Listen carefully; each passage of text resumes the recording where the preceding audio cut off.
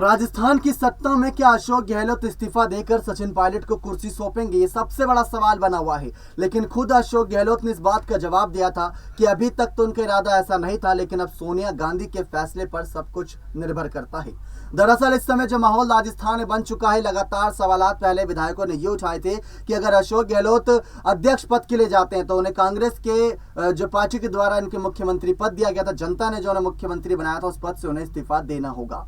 सवाल ये बहुत बड़ा था। लेकिन इसके बाद अशोक गहलोत ने कहा कि मैं कांग्रेस अध्यक्ष पद पर भी और साथ ही साथ मुख्यमंत्री पद पर भी बने रहने के लिए तैयार हूं। लेकिन कांग्रेस पार्टी के रूल जो है, नियम जो है, इस बात का समर्थन नहीं करते, इसीलिए उनको वहां पर बड़ा झटका लगा था और साफ इनकार कर दिया गया कि आप ऐसे यहां पर दो पद पर नहीं बने रह सकते। लेकिन जब बागी हुए थे उनके विधायक 25 सितंबर की रात को बगावत कर दी थी पायलट के खिलाफ, तो अशोक गहलोत माफीनामा लेकर पहुंचे थे सोनिया गांधी के पास। सोनिया गांधी के पास माफीनामा के साथ साथ उन्होंने बाहर आकर ये बातें कही थी कि आलाकमान का जो भी फैसला होगा वो इस्तीफा देने के लिए तैयार हैं।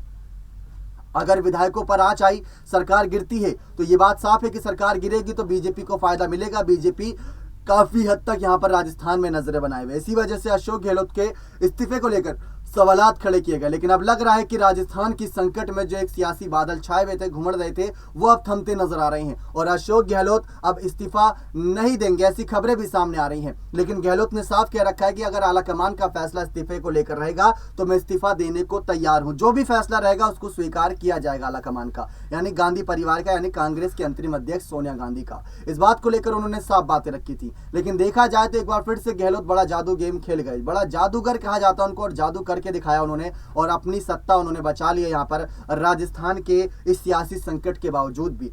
अब मंत्रियों ने भी यहां पर जिस तरीके से बगावत करी थी उनको भी नोटिस भेजा गया, लेकिन नोटिस का जवाब आप जानते ही हैं कि गहलोत के मंत्रियों पर सोनिया गांधी थोड़ी नरमी बरतती नजर आ रही हैं और जब बात आती है पायलट के विधायकों की तो उनसे पद छीन लिए जाते हैं। सवाल ये बहुत बड़ा है कि क्या पायलट को अब जिम्मेदारी मिलेगी भी, या फिर कहीं ना कहीं ये बड़ा दिखावा था सिर्फ और सिर्फ सियासी संकट का और अब सारा मामला थमता नजर आएगा। देखना ये बहुत ज्यादा दिलचस्प रहेगा राजस्थान के सियासी संकट में, क्योंकि गहलोत ने इस्तीफे की बात तो कही लेकिन आला कमान का अभी तक कोई दिशा निर्देश नहीं है। बने रहिए चैनल के साथ ऐसी और तमाम बड़ी खबरों के लिए। बहुत बहुत धन्यवाद।